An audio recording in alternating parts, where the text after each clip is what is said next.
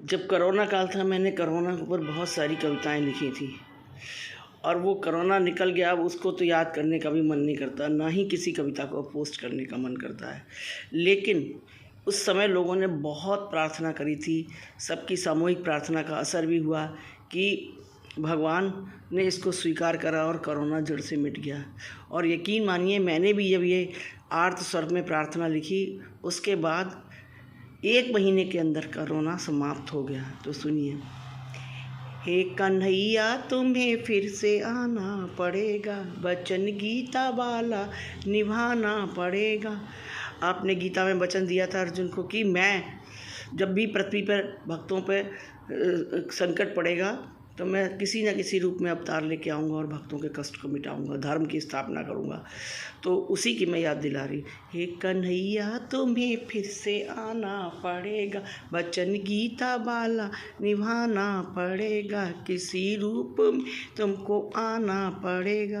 तेरे भक्तों पे कैसी विपदा पड़ी है, तेरे भक्तों पे कैसी विपदा पड़ी है, धरा हाथ जोड़े खड़ी रो रही है, धरा हाथ जोड़े खड़ी रो रही है। कोरोना को जड़ से मिटाना पड़ेगा, तुम्हें रूप धर के, कोई रूप धर के तो आना पड़ेगा। कन्हैया तुम फिर से आना पड़ेगा।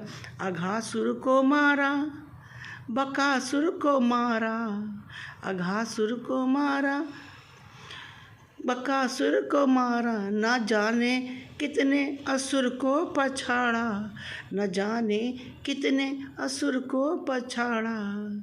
कोरोना को जड़ से मिटाना पड़ेगा, कोरोना असुर को भगाना पड़ेगा। कन्हैया तुम्हें फिर से आना पड़ेगा, कन्हैया में फिर से आना पड़ेगा, कन्हैया तुम से आना पड़ेगा, वचन गीता वा निभाना पड़ेगा। न मंदिर खुले हैं न मस्जिद खुली है, न मंदिर खुले हैं न मस्जिद खुली है, तुम्हें कब तक ताले में रहना पड़ेगा, तुम्हें कब तक तालों में रहना पड़ेगा। न भक्तों को कब तक न दर्शन मिलेगा, न भक्तों को कब तक ये दर्शन मिलेगा, तुम्हें कन्हैया तुम्हें फिर से आना पड़ेगा।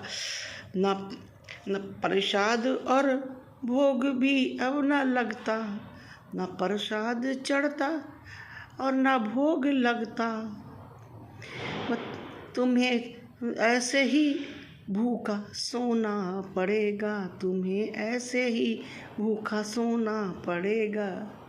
या फिर अपना भोजन स्वयं ही बनाना पड़ेगा। वक्त जब आ ही नहीं सकते मंदिर में तो फिर अपना भोजन खुद बनाओ या भूखे सो, आपकी मर्जी। कन्हैया तुम्हें फिर से आना पड़ेगा, वचन गीता वाला निभाना पड़ेगा, कोरोना को जड़ से मिटाना पड़ेगा। हे कन्हैया आ जाओ और इस कोरोना को भगाओ और हम सब आके आपके दर्शन करें और फिर से नई ज़िंदगी फिर से शुरू हो।